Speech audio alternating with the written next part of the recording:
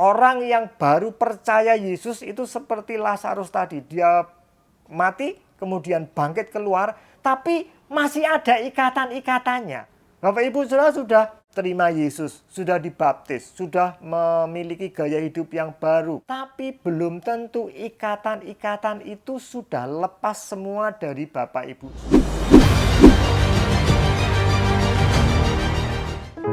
Sebelum kita masuk ke belenggu iblis, saya mau ajak Bapak Ibu Saudara untuk belajar dulu bagaimana mekanismenya iblis itu menyerang orang percaya. Cara iblis menyerang manusia, orang percaya adalah dengan 3 cara.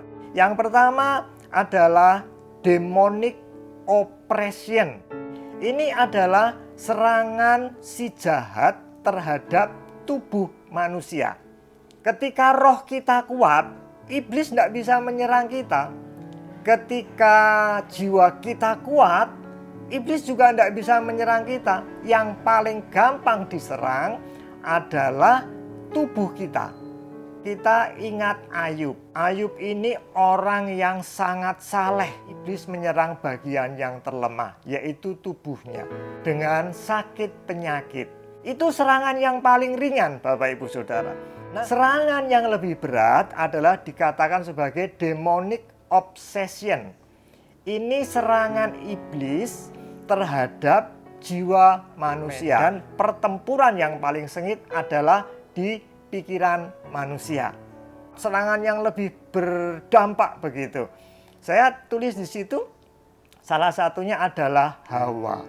Kenapa Hawa jatuh dalam dosa?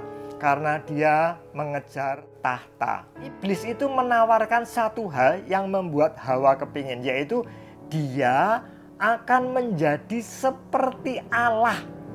Kedudukannya itu seperti Tuhan yang menciptakan dia. Pikirannya diserang oleh iblis. Contoh yang kedua saya sebutkan di situ adalah Daud. Daud ini jatuh karena wanita yang namanya Bathsheba. Ananias dan Safira ini mempersembahkan uang hasil penjualan tanah. Dia mau persembahkan separuhnya juga tidak apa-apa. Dia mau persembahkan 1/4-nya juga tidak apa-apa. Kan ini uang-uangnya dia sendiri, terserah dia mau mempersembahkan berapa. Tetapi dia menipu. Katanya sudah dipersembahkan semua, ternyata ada sebagian yang ditahan. Yang ketiga ini adalah serangan terhadap roh manusia. Serangan terhadap roh ini di situ saya sebutkan adalah kerasukan setan. Kerasukan setan itu tidak harus bermanifestasi kerasukan setiap saat. Enggak. Kadang-kadang tidak kelihatan. Seperti tadi serangan terhadap jiwa tadi juga kadang-kadang tidak kelihatan. Tetapi dia baru nampak atau muncul pada situasi-situasi tertentu. Ada di antara Bapak Ibu Saudara yang mungkin pernah ke dukun.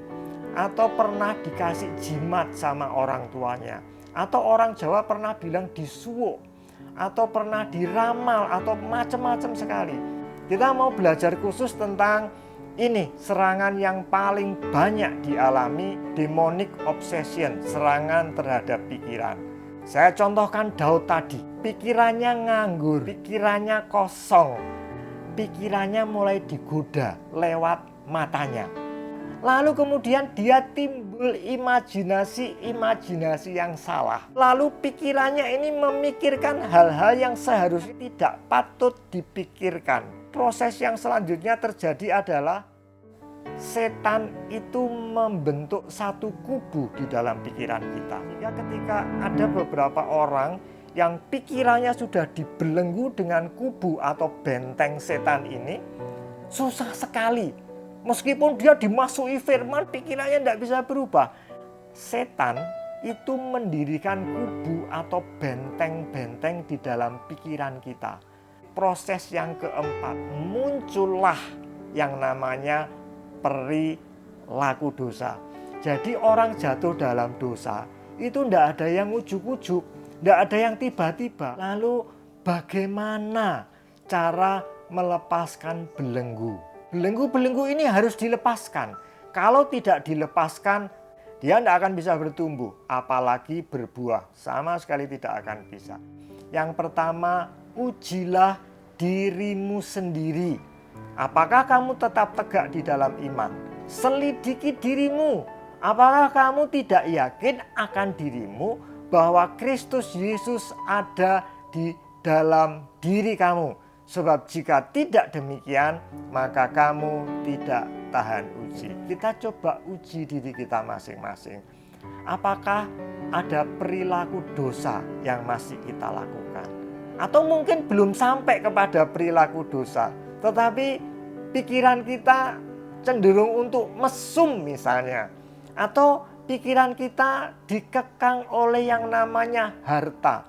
Jadi medit banget, dia terikat dengan harta. Pikirannya secara tidak sadar diikat uang adalah nomor satu, sehingga mamon itu menjadi Tuhannya. Langkah yang pertama adalah ayo uji. Adakah sesuatu yang salah di dalam diri kita? Kadang-kadang kita tidak sadar. Kadang-kadang kita ini perlu dibantu oleh seorang pembimbing atau konselor atau hamba Tuhan yang bisa menolong kita melihat apa yang ada dalam diri kita, mana yang salah. Langkah pelepasan yang kedua adalah disebutkan di sini. Yohanes 11 ayat yang ke-43 dikatakan demikian. Dan sesudah berkata demikian, berserulah ia dengan suara keras. Maksudnya Yesus. Ini ceritanya tentang Lazarus yang sudah mati dan dikuburkan. Yesus berkata dengan suara keras, Lazarus, malilah keluar. Ayat yang ke-44. Ini Bapak Ibu harus perhatikan.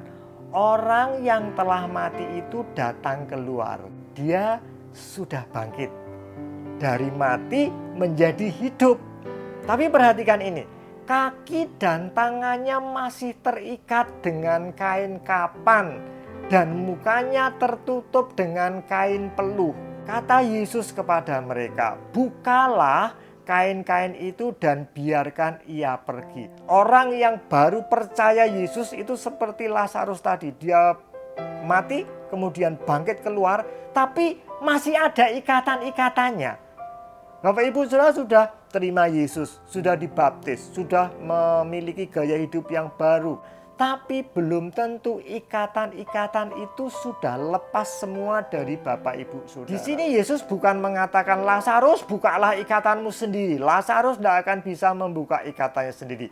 Yesus memerintah orang lain untuk membantu membuka ikatan-ikatan yang ada dalam diri Lazarus. Menggambarkan apa Bapak Ibu Saudara?